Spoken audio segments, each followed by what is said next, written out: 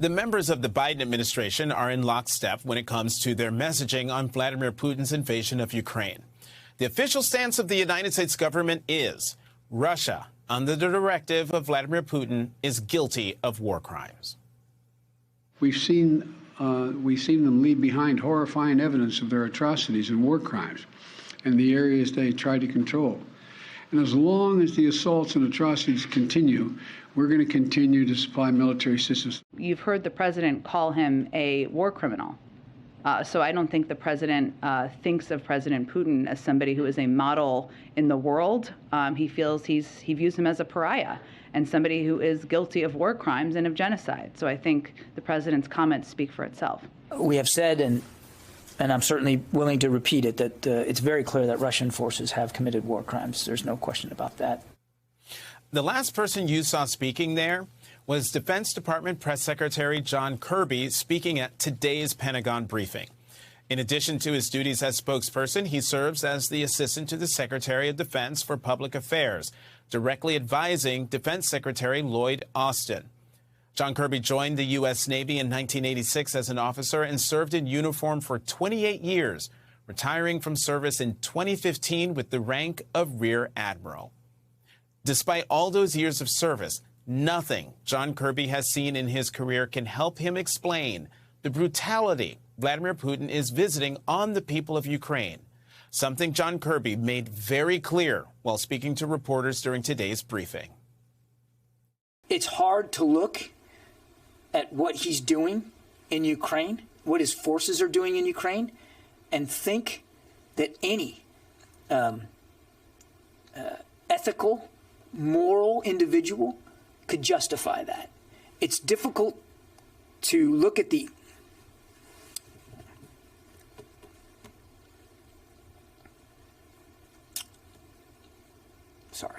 It's difficult to look at some of the images and imagine that any well-thinking,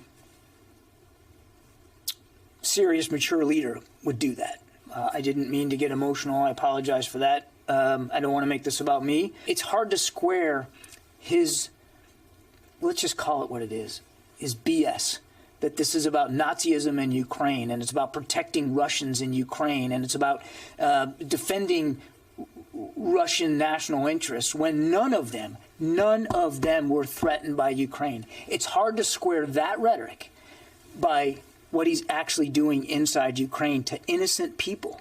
Shot in the back of the head, hands tied behind their backs, women, pregnant women being killed, hospitals being bombed. I mean, it's just unconscionable.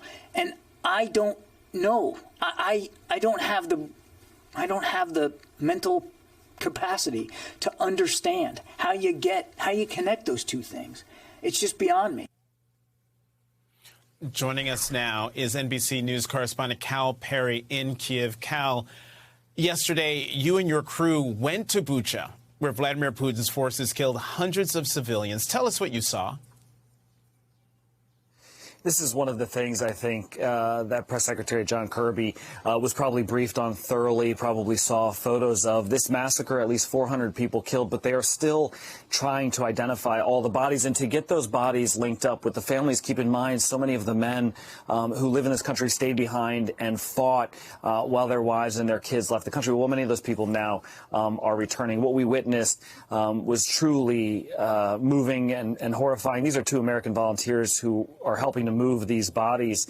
And they talk about how difficult of a job it is, especially, again, coordinating with these families and these families who have to come and identify their loved ones based on whatever little bit of information they have. This woman identified her loved one just based on a sock. Here's what one of the Americans told me about how difficult the job is. Take a listen. It's unlike anything I've ever experienced. It's probably the hardest thing I've ever had to do. Not just with transporting and moving the bodies, but just to see the family members in pain, it rips my heart out. It's just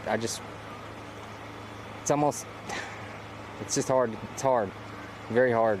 They need closure, and if I can help just one person find their loved one, then I feel like that I've made a difference.